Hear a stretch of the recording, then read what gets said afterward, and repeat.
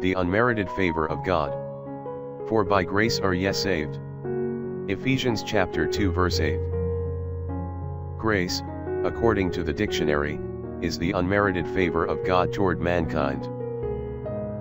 The word grace is used over 170 times in the New Testament alone.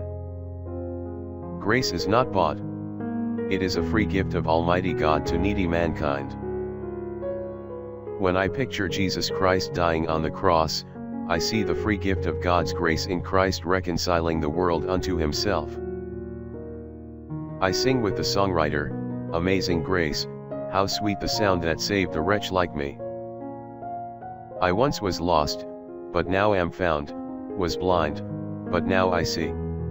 Your human mind, with its philosophy of an equal return for favors done, can hardly comprehend the full meaning of this grace of God.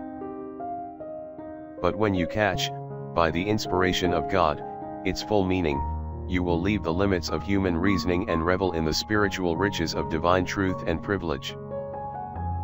Yes, the grace of God is a reality. Thousands have tried, tested, and proved that it is more than a cold creed, a docile doctrine, or a tedious theory. The grace of God has been tested in the crucible of human experience, and has been found to be more than an equal for the problems and sins of humanity. Prayer for the day. Lord, this day help me to come to a more full and abundant awareness of your bountiful grace. Stimulate me